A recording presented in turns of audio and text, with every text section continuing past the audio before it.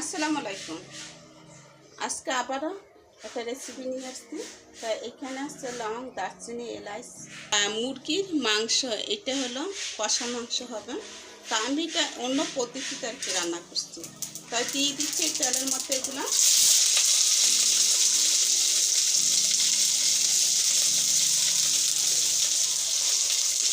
তেজপাতা, পেঁয়াজ, কাঁচামরিচ, রসুন, দারচিনি, এলাচ, লং সব একসাথে দেওয়া। সব কিছু ভেজে নিব।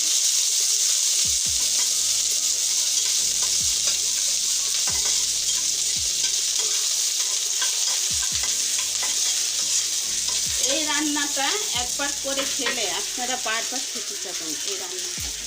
আর দিয়ে দিচ্ছি কয়েকটা কাজু বাদাম আর কয়েকটা হলো পিস্তা বাদাম। যে হাতের কাছে যে বাদাম থাকবে সেই বাদামই দিতে পারবেন।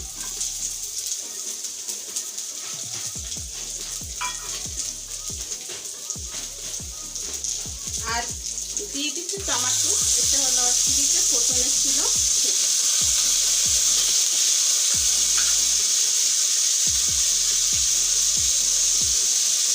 আর কয়েকটা ধনে পাতা ডান্ডি। এখন আমার এটা বাটা শেষ হয়ে গেছে বন্ধুরা। আর সাথে দিয়ে দিচ্ছি জিরা, সেটাও আমার বাটা হয়ে গেছে। এখন এটাকে নামিয়ে ব্লেন্ড করে নেব। এভাবে একবার রান্না করে খেয়ে দেখবেন, দেখুন কত টেস্ট লাগে।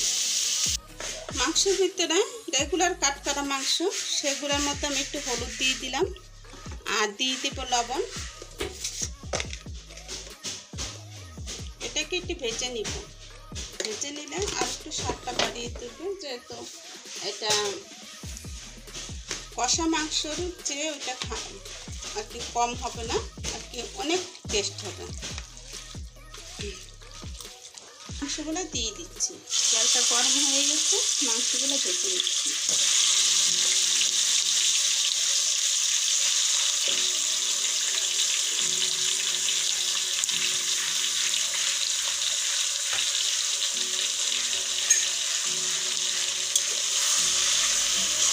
মাংসটা একটু লাল লাল হয়ে গেলে এটা নামানোর দরকার নেই। যে মশলা ভেজে নিয়েছিলাম সেগুলো এটার মধ্যে দিয়ে দিলে হবে।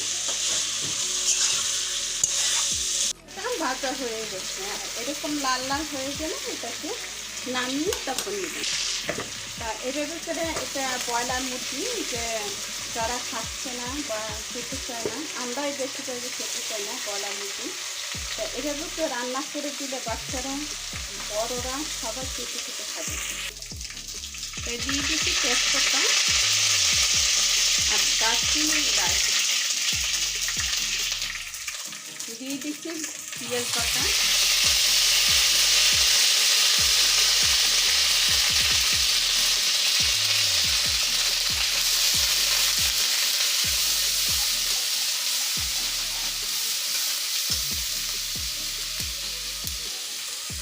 দিয়ে দেবো আদা পেস্ট। এটা এখন করে নিয়েছি। এটা কিন্তু আদা বন্ধুরা, এটা আপনারা অন্য কিছু মনে করবেন না, এটা আদা। আদাটা দিয়ে এখন একটু ভালো করে কষিয়ে নিচ্ছি। তারপর ব্লেন্ডারের যে পেস্ট ব্লেন্ড করে নিয়েছিলাম ভেজে রাখা, সেগুলো দিয়ে দিচ্ছি। এটা যে যখন ভাজবেন তখন এই ব্লেন্ডার যখন এই মশলাটা করে নেবেন তখন যে এত সুন্দর একটা ফ্লেভার বের হয়, এটা বলার বাইরে। আপনারা এভাবে করে একবার হলো বাসায় ট্রাই করে দেখবেন, রান্নাটা খুবই সুস্বাদু। এখন দিয়ে দিচ্ছি লবণ, পরিমাণ মতো লবণ। আমরা কিন্তু বাজার সময় লবণ দিয়েছি। তা এখন পরিমাণ মতো লবণটা দিয়ে দিলাম। দিয়ে দিচ্ছি হলুদের গুঁড়ো,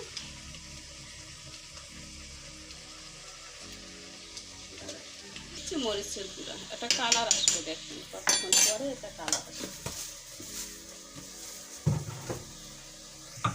ধনে জিরা যেটা ভাজা থাকে সেটা আর কি দিয়ে দিচ্ছি। এটা পরবর্তীতেও দিয়ে দিব। এখন খুব সুন্দর করে এটাকে কষিয়ে নিতে হবে। আর দেখুন মশলাটা ভাজার পরে একটা সুন্দর একটা কালার এসেছে, আর সুন্দর আর কি এরামা আর কি খুব সুন্দর বেরিয়েছে। আর এত সুন্দর এটা আপনাদেরকে একবার হলে আপনারা রান্না করে খেয়ে দেখতে হবে। তা এখন খুব সুন্দর করে এটাকে কষিয়ে নিচ্ছি, যত কষাবেন ততই ভালো হবে। দিয়ে দিচ্ছি আপনার গুঁড়া মশলা চিকেন পাউডারটা, এটা থাকলে দিবেন, না থাকলে স্কিপ করবেন। এখন দিয়ে দিলাম এটা।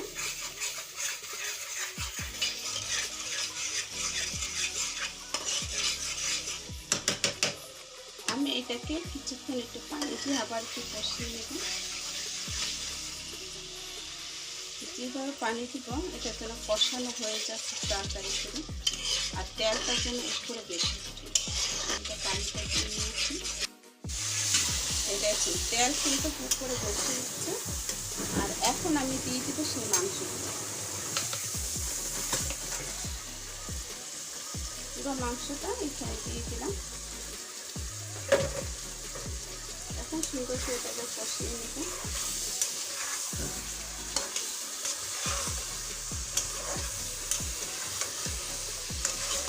যেদিন এই মাংসটা রান্না করবেন সেদিন কিন্তু ভাত বা পোলাও যেটাই রান্না করেন, এটা পোলা, নান, রুটি, পরোটা সব কিছুতে খেতে পারবেন এই মাংসটা। আর দেখুন কত সুন্দর একটা কালার এসেছে। আর আমি এর মধ্যে দিয়ে দেবো একটু কিছু টক দই। টক দই যদি থাকে দিবেন, নাহলে আপনারা বাদাম বেটে, বাদাম তো অবশ্যই এটা দিবেন, এটা বাদাম না দিলে কিন্তু টেস্টটা আসবে না। আর টক দই না থাকলে এখানে একটু গুঁড়া দুধ নিয়ে একটু আপনার লেবু রস আর ভিনিগার দিয়ে এটাকে টক দই বানিয়ে দিতে পারবেন। তা এখন মাংসটা আমি একটু পানি দিচ্ছি, আর একটু পানি লাগবে। এখন আমি দিয়ে দিচ্ছি কাঁচামরিচ।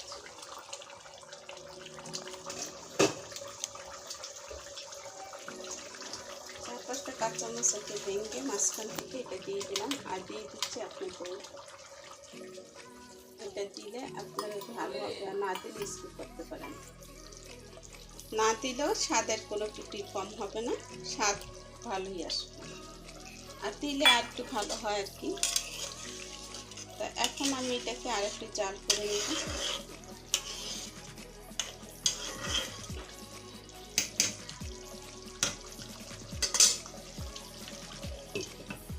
বন্ধুরা আমার এটা রান্না হয়ে গেছে, আর সামান্য একটু ধনেপাতা দিয়েছি, এটা হলো ফ্লেভারের জন্য।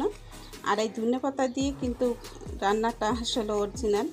এই রান্নাটার মধ্যে ধনেপাতা ডান্ডি যেহেতু আছে, সেহেতু ধনেপাতাটাও আর কি যাবে। তাহলে আমি এটা এখন আপনাদেরকে পরিবেশন করে দেখাচ্ছি, আর সাথে ধনে জিরার গুঁড়োটাও এটা অবশ্যই দিয়ে দিবেন।